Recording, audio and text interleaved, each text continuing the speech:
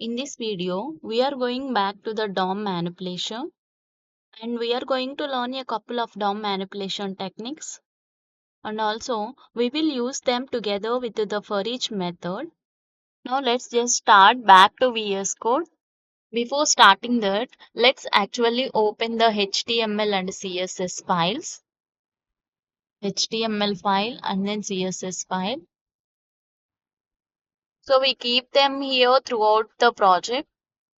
And so here in the HTML, we have this navigation part, this one. So this is the which has all of this top part.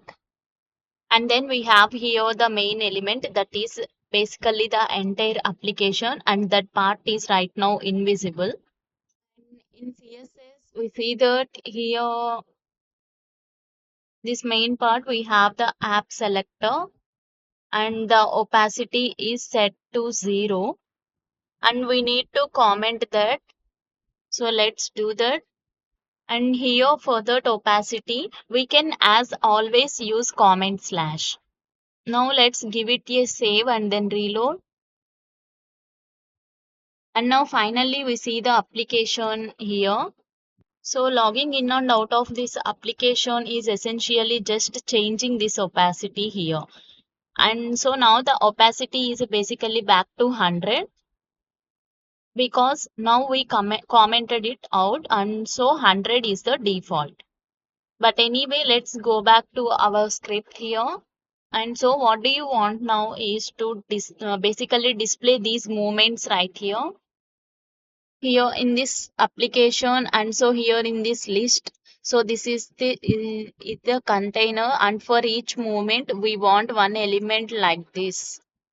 So we will be able to do that because of the for each method, which we will always allows us to loop through the array and then each iteration basically create an element like this and display it on the page. And this time we are finally going to move away from the console and actually do some DOM manipulation here.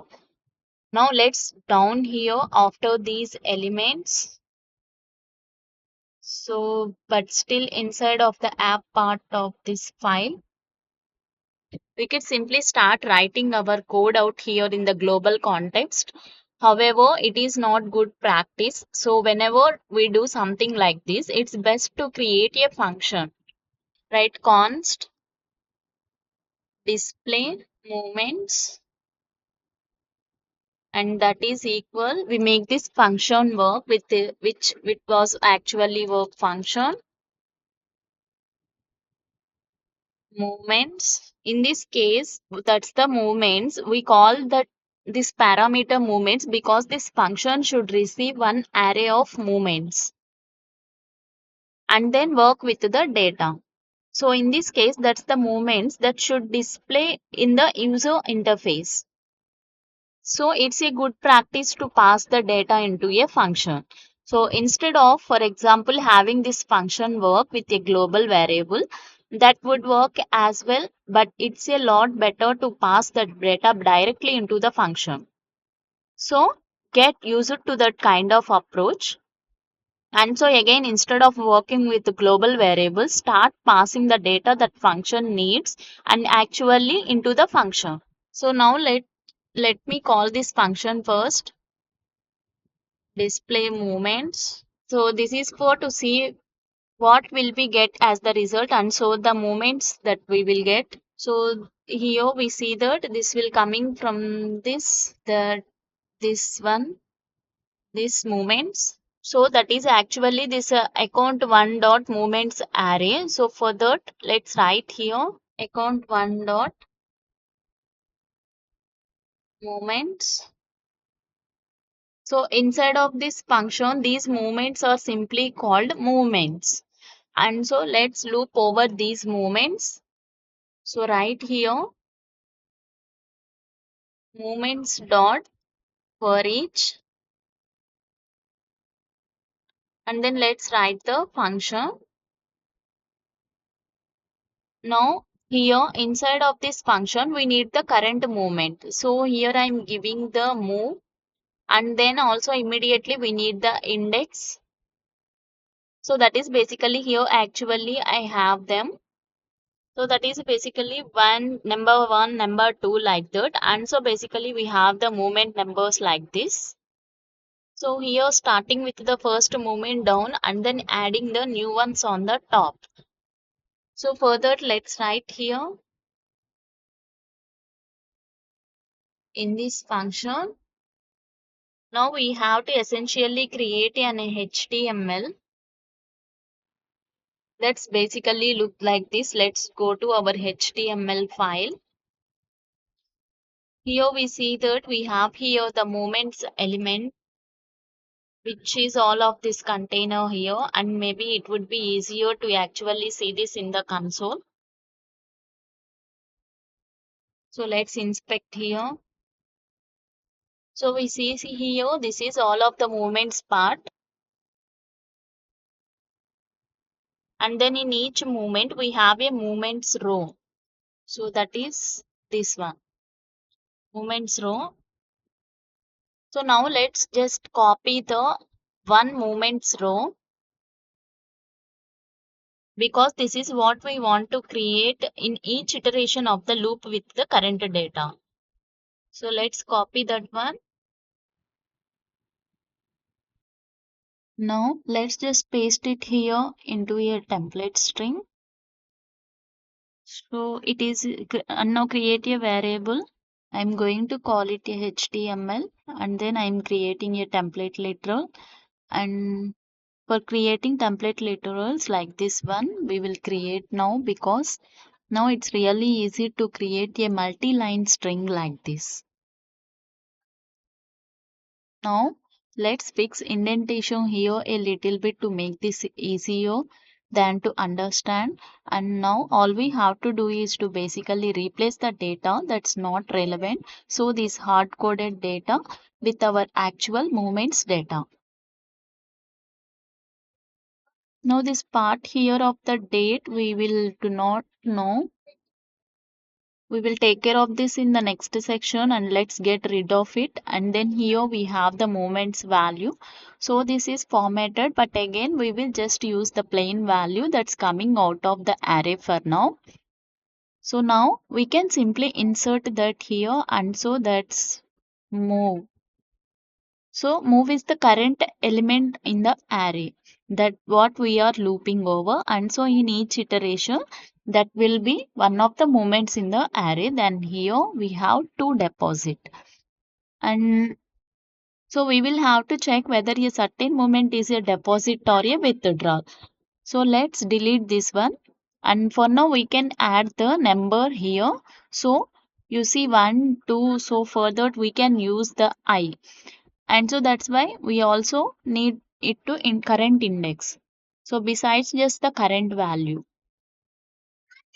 So now we need a way to knowing if it is a deposit or a withdrawal. And so let's use a ternary operator to separate variable. So because we will need that twice. We will need it one to write here on the user interface. But here also this class name depends on that. So you see that we have type deposit, so that's in the green color, and we have here the type withdrawal that is in the red color. So we need this information,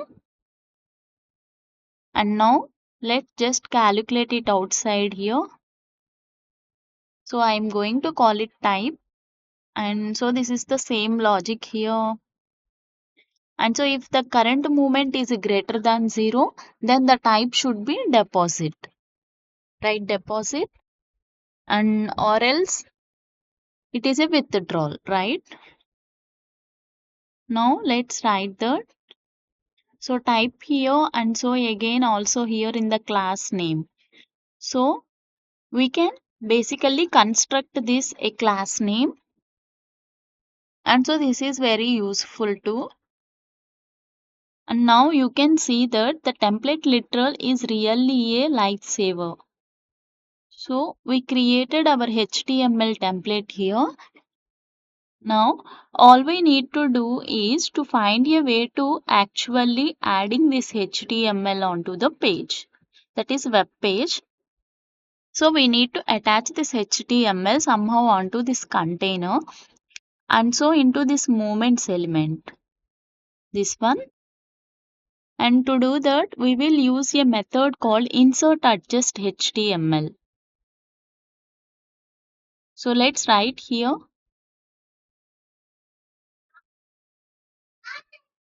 name of the method, that is insert adjacent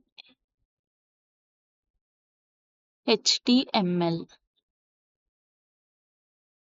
And now we are going to call this method of this movements element. So that is the container onto which we will to add a new movements row element. So this element here, we want to add a new movements row.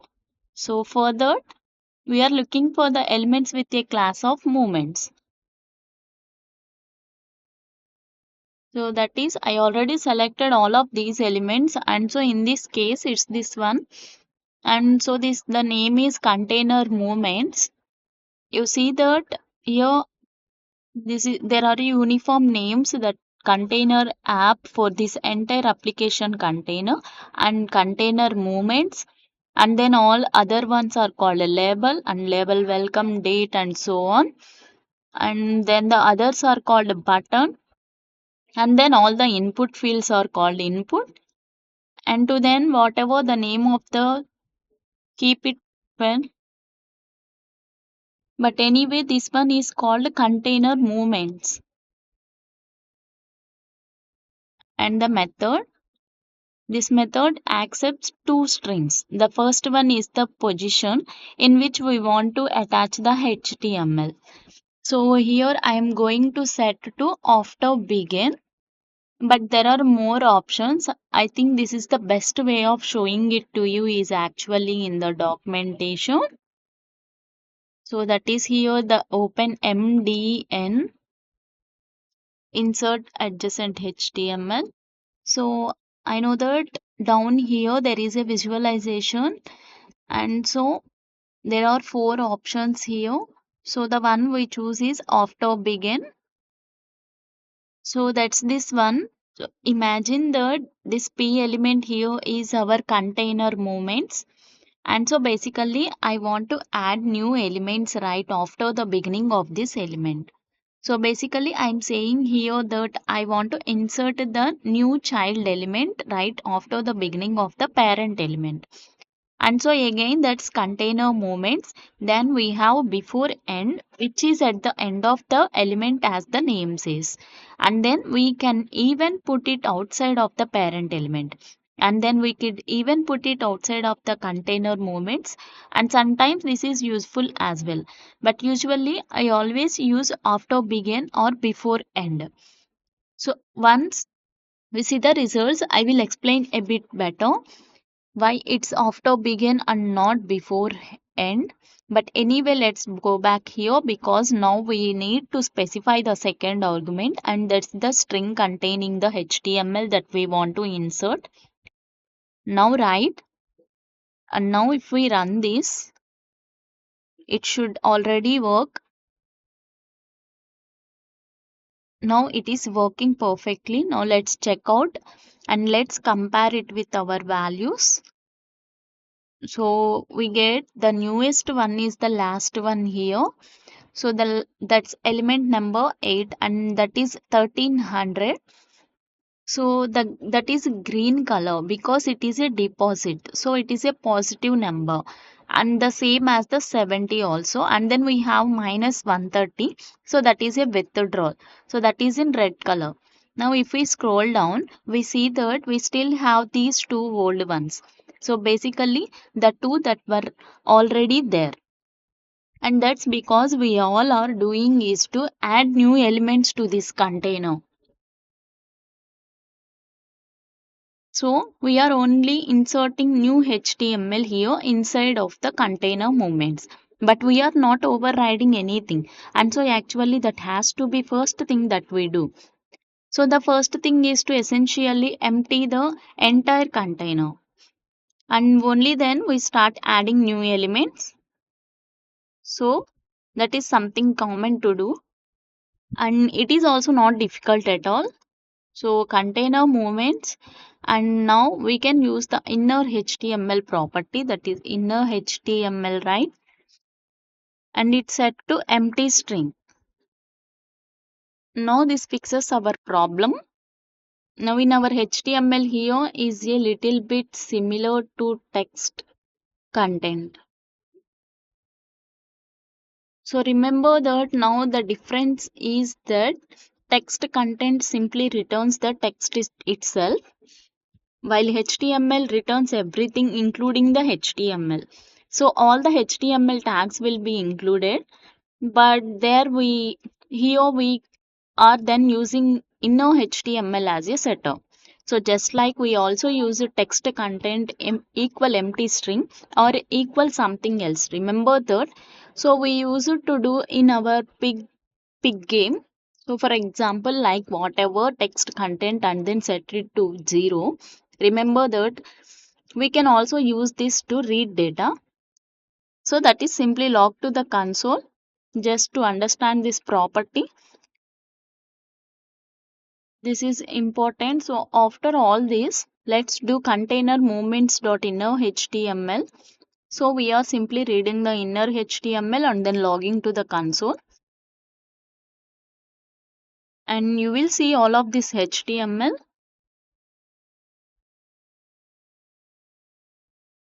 And so essentially that's the HTML that we just created.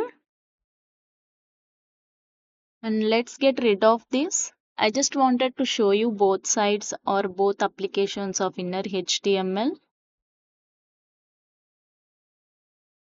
And now finally I want to show you why I used after begin and but not before end.